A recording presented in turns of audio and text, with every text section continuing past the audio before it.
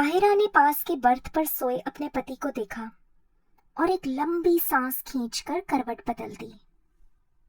कंबल से ढकी रहमान अली की ऊंची तोंद गाड़ी के झकोलों से रह रह कर कांप रही थी।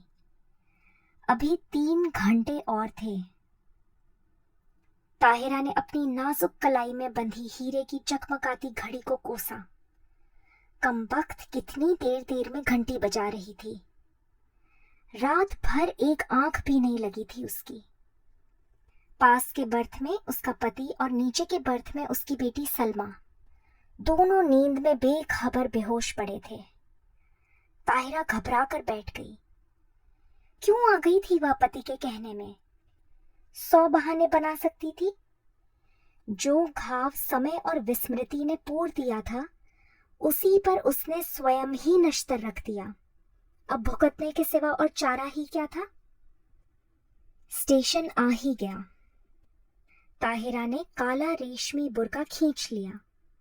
दामी सूटकेस, नए बिस्तरबंद, एयरबैग, चांदी की सुराही उतरवाकर रहमान अली ने हाथ पकड़कर ताहिरा को ऐसे संभाल कर अंदाज से उतारा जैसे वह कांच की गुड़िया हो, तनिक सा धक्का लगने पर टूटकर बिखर जाएगी। सलमा पहले ही कूदकर उतर चुकी थी। दूर से भागते हांफते हाथ में काली टोपी पहने एक नाटे से आदमी ने लपक कर रहमान अली को गले से लगाया और गोद में लेकर हवा में उठा दिया। उन दोनों की आंखों से आंसू बह रहे थे। तो यही मामू बित्ते हैं, ताहिरा ने मन ही मन सोचा, और थे भी बित्ते ही भर के। बिटिया को देखकर मामू ने झट गले से लगा लिया। बिल्कुल इस्मत है रहमान, वे सलमा का माथा चूम चूम कर कहे जा रहे थे। वही चेहरा मोहरा, वही नैन नक्श।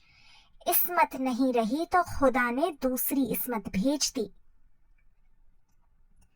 ताहिरा पत्थर की सी मूरत बनी चुप खड़ी थी।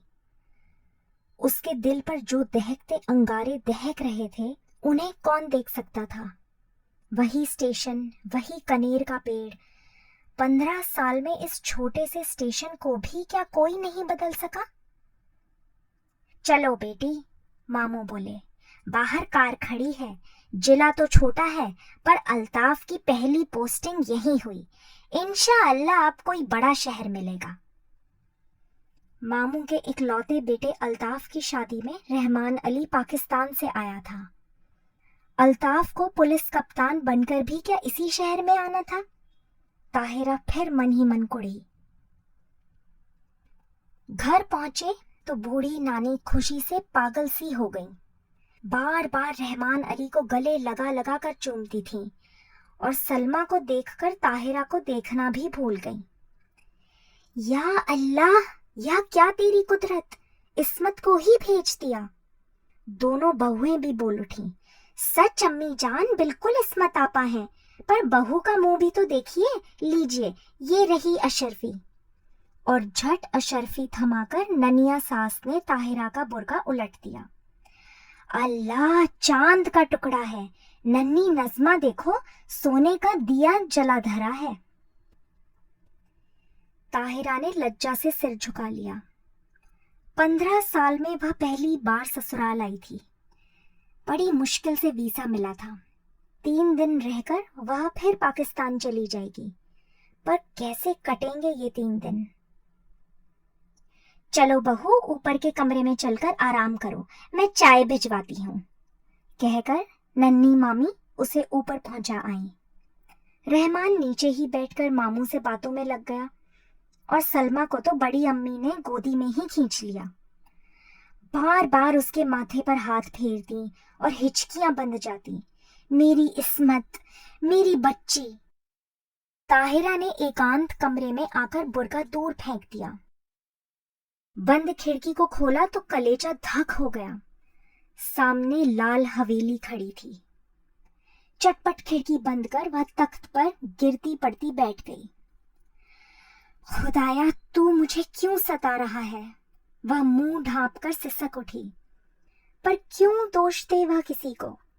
वह तो जान गई थी कि हिंदुस्तान के जिस शहर में उसे जाना है, वहां का एक एक कंकड़ उस पर पहाड़ सा टूटकर बरसेगा। उसके नेक पति को क्या पता, भोला रहमान अली, जिसकी पवित्र आंखों में ताहिरा के प्रति प्रेम की गंगा छलकती थी, जिसने उसे पालतू हिरनी सा बनाकर अपनी बेड़ियों से बांध लिया था, उस रहमान अली से वह क्या कहती। पाकिस्तान के बंटवारे में कितने पिसे, उसी में से एक थी ताहिरा।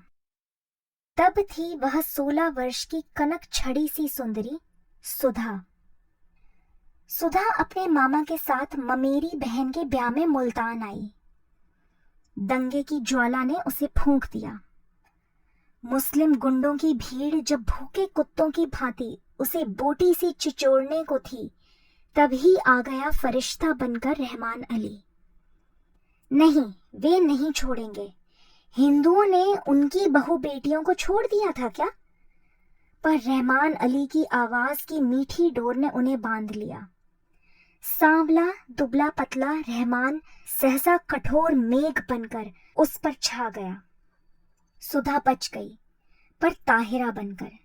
रहमान की जवान बीवी को भी दिल्ली में ऐसे ही पीस दिया था। वह जान बचाकर भाग आया था, बुझा और घायल दिल लेकर। सुधा ने बहुत सोचा समझा और रहमान ने भी दलीलें की, पर पशेमान हो गया। हारकर किसी ने एक दूसरे पर बीती बिना सुने ही मजबूरियों से समझौता कर लिया। ताहिरा उदास होती तो रहमान अली आसमान से तारे तोड़ लाता। वह हंसती तो वह कुर्बान हो जाता। 1 साल बाद बेटी पैदा हुई तो रहा सहा मैल भी धुलकर बह गया। अब ताहिरा उसकी बेटी की माँ थी, उसकी किस्मत का बुलंद सितारा। पहले कराची में छोटी सी बजाजी की दुकान थी, अब वह सबसे बड़े डिपार्टमेंटल स्टोर का मालिक था। 10-10 सुंदरी एंग्लो इंडियन छोकरियां उसके इशारों पर नाचती, धड़ाधड़ अमरीकी नायलॉन और डेकरॉन बेचती। दुबला पतला रहमान हवा भरे रबर के खिलौने सा फूलने लगा। तोंद बढ़ गई, गर्दन ऐंठ कर शानदार अकड़ से ऊंची उठ गई, सीना तन गया, आवाज में खुद बखुद एक अमरीकी डॉल आ गया।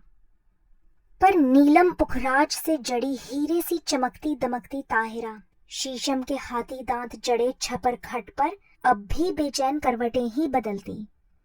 हर मार्च की जाड़े से दामन छुड़ाती हल्की गर्मी की उमस लिए पाकिस्तानी दोपहरिया में पानी से निकलती मछली सी तड़फड़ा उठती।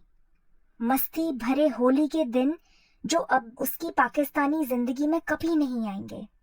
गुलाबी मलमल की वह चुनरी उसे अभी भी याद है। अम्मा ने हल्का सा गोटा टाक दिया था। हाथ में मोटी सी पुस्तक लिए उसका तरुण पति कुछ पढ़ रहा था।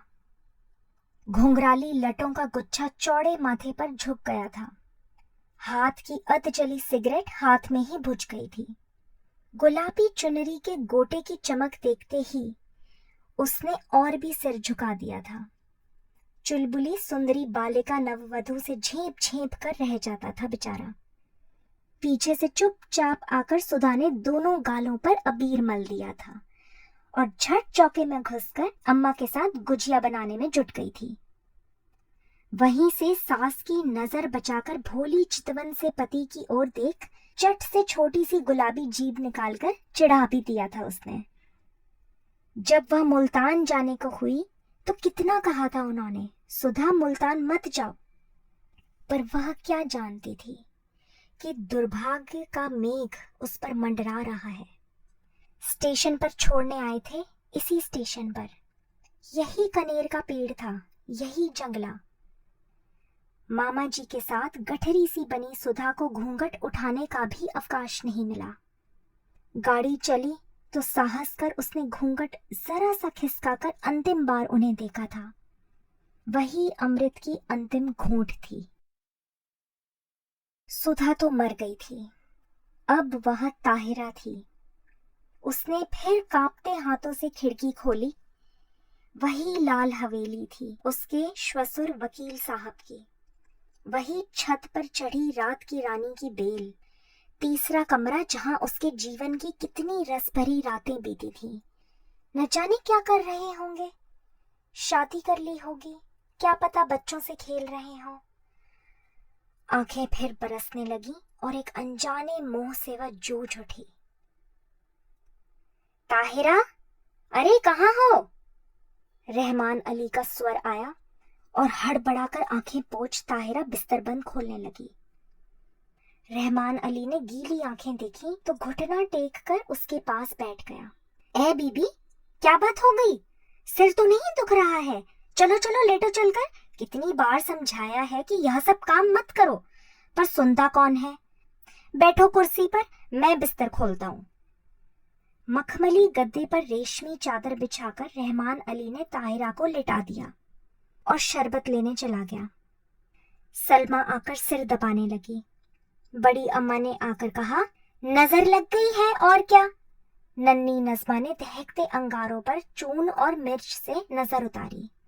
किसी ने कहा, दिल का दौरा पड़ गया, आंवले का मुरब्बा चटा कर देखो। लाड़ और दुलार की थपकियां देकर सब चले गए। पास में लेटा रहमान अली खर्राटे भरने लगा तो दबे पैरों से वह खिड़की पर जा खड़ी हुई। बहुत दिन से प्यासे को जैसे ठंडे पानी की झील मिल गई थी। पानी पी पी कर भी प्यास नहीं बुझ रही थी। तीसरी मंजिल पर रोशनी जल रही थी। उस घर में रात का खाना देर से ही निपटता था। फिर खाने के बाद दूध पीने की भी तो उन्हें आदत थी। इतने साल गुजर गए, फिर भी उनकी एक एक आदत उसे दो के पहाड़े की तरह जुबानी याद थी। सुधा, सुधा कहाँ है तू? उसका हृदय उसे स्वयं धिक्कार उठा। तूने अपना गला क्यों नहीं घोंट दिया? तू मर क्यों नहीं गई कुएं में कूदकर? क्या पाकिस्तान के सब कुएं सूख गए थे? तूने धर्म छोड़ा पर संस्कार रह गए। प्रेम की धारा मोड़ दी पर बेड़ी नहीं कटी। हर तीज, होली, दिवाली तेरे कलेजे पर भाला भोंक कर निकल जाती है। हर ईद तुझे खुशी से क्यों नहीं भर देती? आज सामने तेरे ससुराल की हवेली है, जा उनके चरणों में गिरकर अपने पाप धो ले। ताहिरा ने सिसकियां रोकने को दुपट्टा मुंह में दाब लिया। रहमान अली ने करवट बदली और पलंग चरमराया। दबे पैर रखती ताहिरा फिर लेट गई। सुबह उठी तो शहनाइयां बज रही थीं। रेशमी रंग बिरंगी गरारा कमीज, अबरखी चमकते दुपट्टे, हीना और मोतिया की गमक से पूरा घर महमा कर रहा था। पुलिस बैंड तैयार था। खाकी वर्दियां और लाल तुर्रम के साफे सूरज की किरणों से चमक रहे थे। बारात में घर की सभी औरतें भी जाएंगी। एक बस में रेशमी चादर तानकर पर्दा खींच दिया गया था। लड़कियां बड़ी बड़ी सुरमेदार आंखों से नशा सा बिखेरती एक दूसरे पर गिरती पड़ती बस पर चढ़ रही थीं। बड़ी बूढ़ियां पानदान समेटकर बड़े इत्मीनान से बैठने जा रही थीं और पीछे पीछे ताहिरा काला बुर्का ओढ़कर ऐसी गुमसुम चली जा रही थी जैसे सुध-बुध खो बैठी हो। ऐसी ही एक सांझ को वह भी दुल्हन बनकर इस शहर में आई थी। बस में सिमटी सिमटाई लाल चूनर से ढकी, पर आज था स्याह बुर्का जिसने उसका चेहरा ही नहीं पूरी पिछली जिंदगी अंधेरे में डुबोकर रखती थी। अरे किसी ने वकील साहब के यहाँ बुलावा भेजा या नहीं? बड़ी अम्मी बोली और ताहिरा के दिल पर फिर नश्तर फिरा। दे दिया अम्मी, मामू जान बोले, उनकी तबीयत ठीक नहीं है, इसी से नहीं आए। बड़े नेक आदमी हैं। बड़ी अम्मी ने डिबिया खोलकर मुंह में पान भरा, फिर छाली की चुटकी निकाली और बोली, शहर के सबसे नामी वकील के बेटे हैं, पर आस ना औलाद। सुना एक बीवी दंगे में मर गई, सो फिर घर ही नहीं बसाया। बड़ी धूमधाम से ब्याह हुआ। चांद सी दुल्हन आई। शाम को पिक्चर का प्रोग्राम बना। नया जोड़ा, बड़ी अम्मी, लड़कियां, यहाँ तक कि घर की नौकरानियां भी बन ठन कर तैयार हो गईं। पर ताहिरा नहीं गई। उसका सिर दुख रहा था। बेसिर पैर के मोहब्बत के गाने सुनने की ताकत उसमें नहीं थी। अकेले अंधेरे कमरे में वह चुपचाप पड़ी रहना चाहती थी। हिंदुस्तान, प्यारे हिंदुस्तान की आखिरी सांझ। जब सब चले गए तो तेज बत्ती जलाकर वह आदमकद आईने के सामने खड़ी हो गई। समय और भाग्य का अत्याचार भी उसका अलौकिक सौंदर्य नहीं लूट सका था। वही बड़ी बड़ी आंखें, गोरा रंग और संगमरमर सी सफेद देह। कौन कहेगा वह एक जवान बेटे की मां है। कहीं पर भी उसके पुष्ट यौवन ने समय से मुंह की नहीं खाई थी। कल वह सुबह 4 बजे चली जाएगी। जिस देवता ने उसके लिए सर्वस्व त्याग कर वैरागी का वेश धर लिया है, क्या एक बार भी उसके दर्शन नहीं मिलेंगे? किसी शैतान नटखट बालक की भांति उसकी आंखें चमकने लगीं। झटपट बुर्का ओढ़ वह बाहर निकल आई। पैरों में बिजली की गति आ गई, पर हवेली के पास आकर वह पसीना पसीना हो गई। पिछवाड़े की सीढ़ियां उसे याद थीं, जो ठीक उनके कमरे की छोटी खिड़की के पास आकर ही रुकती थीं। एक एक पैर 10 मन का हो गया। कलेजा फट फट कर मुंह को आ गया। पर अब वह ताहिरा नहीं थी। वह 16 वर्ष पूर्व की चंचल बालिका नववधू सुधा थी, जो सास की नजर बचाकर तरुण पति के गालों पर अबीर मलने जा रही थी। मिलन के उन अमूल्य क्षणों में सैयद वंश के रहमान अली का अस्तित्व मिट गया था। आखिरी सीढ़ी आई, सांस रोककर आंखें मूंद वह मनाने लगी। हे बिल्वेश्वर महादेव, तुम्हारे चरणों में यह हीरे की अंगूठी चढ़ाऊंगी। एक बार उन्हें दिखा दो, पर वे मुझे ना देखें। बहुत दिनों बाद भक्त ने भगवान का स्मरण किया था। कैसे न सुनते। आंसुओं से अंधी आंखों ने देवता को देख लिया। वही गंभीर मुद्रा, वही लट्ठे का एक बर्रा पजामा और मलमल का कुर्ता। मेज पर अभागिनी सुधा की तस्वीर थी, जो गौने पर बड़े भैया ने खींची थी। जी भर कर देख पगली और भाग जा, भाग ताहिरा भाग। उसके कानों में जैसे स्वयं भोलानाथ गरजे। सुधा फिर डूब गई। ताहिरा जगी। सब सिनेमा से लौटने को होंगे। अंतिम बार आंखों ही आंखों में देवता की चरण धूलि लेकर वह लौटी और बिल्वेश्वर महादेव के निर्जन दिवालय की ओर भागी। न जाने कितनी मनौतियां मांगी थी इसी देहरी पर। सर पटक कर वह लौट गई। आंचल पसार कर उसने आखिरी मनौती मांगी। हे भोलानाथ, उन्हें सुखी रखना, उनके पैरों में कांटा भी न गड़े। हीरे की अंगूठी उतारकर चढ़ा दी और भागती हांफती घर पहुंची। रहमान अली ने आते ही उसका पीला चेहरा देखा तो नब्ज पकड़ ली। देखो, बुखार तो नहीं है। अरे, अंगूठी कहाँ गई? वह अंगूठी रहमान ने उसे इसी साल शादी के दिन की यादगार में पहनाई थी। न जाने कहाँ गिर गई, थके स्वर में ताहिरा ने कहा। कोई बात नहीं, रहमान ने झुककर ठंडी बर्फ सी लंबी उंगलियों को चूम कर कहा। ये उंगलियां आबाद रहें।